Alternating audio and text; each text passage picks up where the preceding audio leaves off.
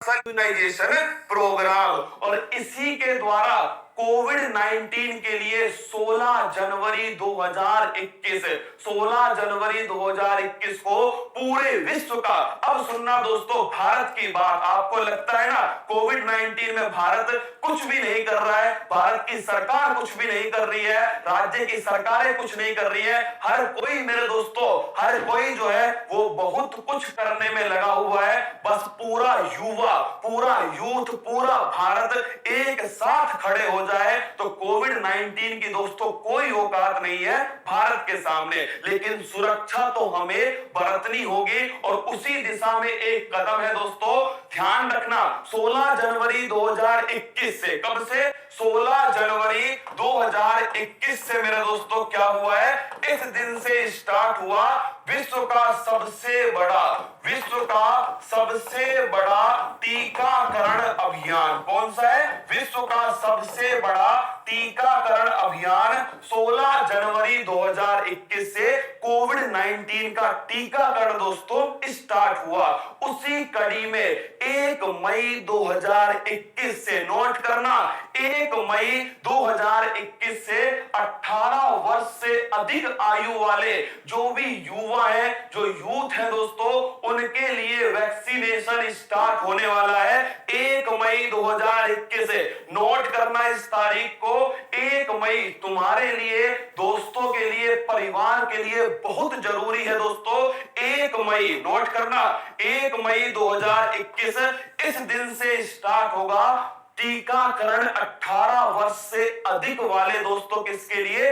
आपके युवाओं के लिए। लेकिन उसका जो रजिस्ट्रेशन है वो आज से स्टार्ट हो रहा है। नोट करना दोस्तों, उसका रजिस्ट्रेशन 28 अप्रैल से स्टार्ट हो रहा है, मतलब आज स्टार्ट रजिस्ट्रेशन हो रहा है। रजिस्ट्रेशन कहां पर करवाना है तो देखिएगा, रजिस्ट्रेशन जो है दोस्तों, ये आपकी साइट है कोविन। कौन सी है? कोविन। नोट करना, साइट का नाम क्या है दोस्तों? साइट का नाम है आपके सामने www.cowin.gov.india।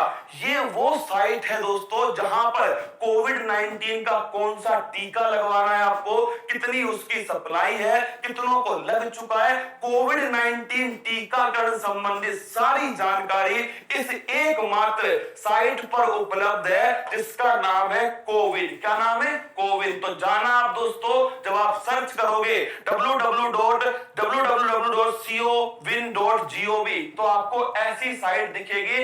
इसमें मेरे रसगुल्लो यहां पर देखो, registration sign in yourself आपको लिखा हुआ मिलेगा। यहां पर जाकर आपको रजिस्ट्रेशन करना है। क्या रजिस्ट्रेशन करना है? आज ही कर लेना। क्या? आज ही कर लेना दोस्तों, यहां पर जाकर अपना रजिस्ट्रेशन। और रजिस्ट्रेशन के लिए आपको क्या क्या चीज चाहिएगी वो भी नोट कीजिएगा। अगर आप 18 प्लस हैं, 18 से कम है ना, तो दोस्तों अपने आप ये हटा देगा आपको, है ना। अगर आप 18 प्लस हैं तो ध्यान रखना, आपको लॉगिन करना है दोस्तों। दूसरा, आपको रजिस्ट्रेशन करना है अपने मोबाइल नंबर से। साथ में आपको प्रूफ के लिए आधार कार्ड है दोस्तों, या ड्राइविंग लाइसेंस है। ड्राइविंग लाइसेंस हो गया, आधार कार्ड हो गया, ये प्रूफ के रूप में आपको उपयोग में लाना है। इसके बाद में दोस्तों ध्यान रखिएगा, आप सभी प्रूफ के लिए उपयोग में लेके आना है इसको, और आपको रजिस्ट्रेशन कर देना है। 1 मई से वैक्सीनेशन स्टार्ट होगा। उसमें ऑप्शन आएगा कि आपको कहां पर वैक्सीनेशन कराना है।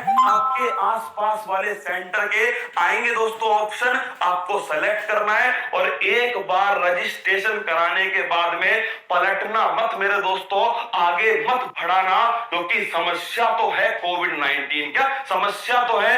जिसका भी नंबर दोस्तों तब आए तब उसे वैक्सीनेशन करा लेना है। और एक मोबाइल नंबर से, क्या एक मोबाइल नंबर से दोस्तों 4 आप रजिस्ट्रेशन करा सकते हो अपने दोस्तों के साथ में, 4 तक आप करा सकते हो। तो ये दोस्तों आपको ऐप है, इस पर आपको रजिस्ट्रेशन कराना है। और ध्यान रखना, 2 टीके हमारे पास अभी उपलब्ध है। एक तो है सक्रिय वैक्सीन और एक है निष्क्रिय वैक्सीन।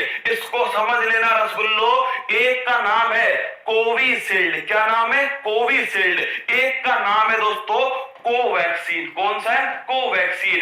एक है कोविशील्ड, एक है कोवैक्सीन। जो कोविशील्ड है दोस्तों ये एक सक्रिय वैक्सीन है। क्या है? सक्रिय वैक्सीन। और दोस्तों कोवैक्सीन जो है एक निष्क्रिय वैक्सीन है। कोविशील्ड ध्यान रखना ये बनाई है, ये दोस्तों सीरम इंस्टीट्यूट के द्वारा इसकी भारत में सप्लाई की जा रही है। और कोवैक्सीन की जो सप्लाई है वो भारत बायोटेक कंपनी हैदराबाद के द्वारा की जा रही है। अब दोनों में अंतर क्या है? दोनों की दो ही डोज है दोस्तों।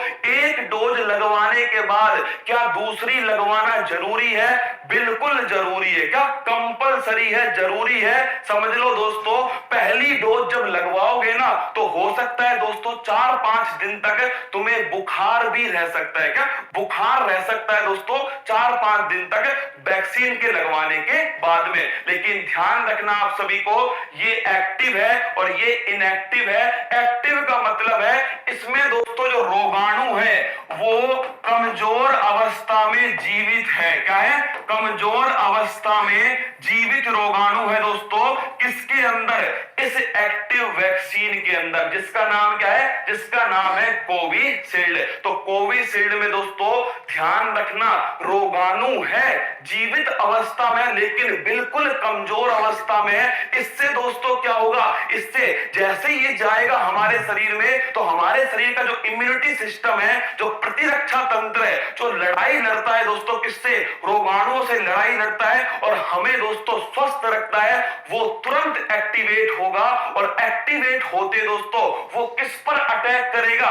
वो तो इसे समझेगा क्या कि ये सच में कोविड-19 का रोगाणु है दोस्तों, तो वो सीधा इसके ऊपर अटैक करने वाला है। और जब इसके ऊपर अटैक करेगा तो हमारे शरीर में दोस्तों एंटीबॉडी बनेंगी। क्या बनेंगे? हमारे शरीर में बनेंगे एंटीबॉडी। और तभी तो कहते हैं जो कोविड-19 से ठीक हो गया वो अपना प्लाज्मा डोनेट कर दे, क्योंकि उसके शरीर में बन चुकी है एंटीबॉडी। लेकिन सुन लो, जो गलत फहमी में है, जिन्हें पिछली बार कोविड-19 हुआ था, वो ध्यान रखना उनके दिमाग में क्या है? अब की बार थोड़ी होगा कोविड-19, क्योंकि पिछली बार हो चुका है, एंटीबॉडी बन चुकी है। बिल्कुल गलत अवधारणा है दोस्तों। ध्यान रखना 100 में से केवल 10 लोगों की ही एंटीबॉडी शरीर में बची है, 90 के शरीर में एंटीबॉडी नहीं बची है दोस्तों। इसलिए कह रहा हूं हर किसी को सुरक्षा बरतने की जरूरी है, जिसे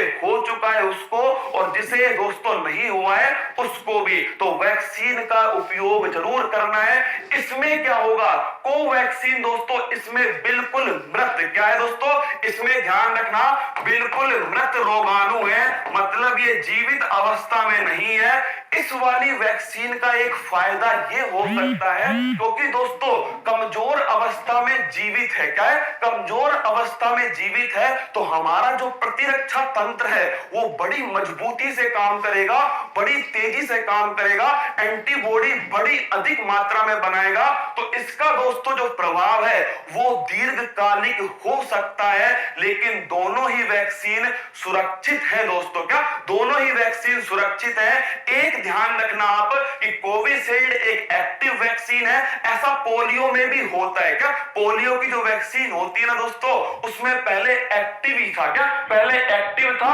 अब दोस्तों क्या आया है उसमें? इनएक्टिव आया है। जबकि जो कोवैक्सीन है भारत बायोटेक की, खुद भारत की जो है दोस्तों, उसमें ध्यान रखना ये एक इनएक्टिव वैक्सीन है। पहली वैक्सीनेशन के बाद में दूसरा जब वैक्सीनेशन करवाओगे, दूसरी डोज लगवाओगे तो उसका अलग से रजिस्ट्रेशन होगा। इस बात को भी ध्यान रखना। ऐसा मत सोचना पहली बार करवाया था ना दूसरी बार अपने आप हो जाएगा। नहीं रसगुल्ला, दोबारा रजिस्ट्रेशन करवाना होगा। और रजिस्ट्रेशन कहां पर होगा? नोट कर लेना दोस्तों, आपके सामने ये रजिस्ट्रेशन है www.cowin.gov.in। ये वाला रजिस्ट्रेशन है, यहां पर जाकर आपको रजिस्ट्रेशन दोस्तों करना है। क्या? यहां रजिस्ट्रेशन करना है। और इसके बाद में मेरे दोस्तों ध्यान रखना ये ऑप्शन आएगा आपके सामने, दोनों की दोनों, ध्यान रखना दोनों की दोनों मेरे दोस्तों, दोनों की दोनों सेफ है, बिल्कुल सुरक्षित है। तभी तो दोस्तों अप्लाई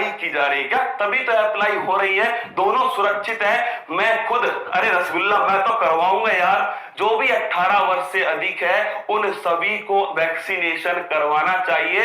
इसमें थोड़ा बहुत बुखार आता है 2-4 दिन के लिए, क्या 2-4 दिन के लिए बुखार आता है दोस्तों, तो ये ध्यान रखना। अच्छी बात थी एक जो मुझे लगा तुम्हें बता देनी चाहिए। सभी जो अपने दोस्त है सभी घर पे जो है उन सभी का रजिस्ट्रेशन कराने की जिम्मेदारी आप सभी की, क्या आप सभी की जिम्मेदारी। राजू को क्या हुआ, ये क्या कमेंट आ रहा है बार बार, एक बार दिखाना।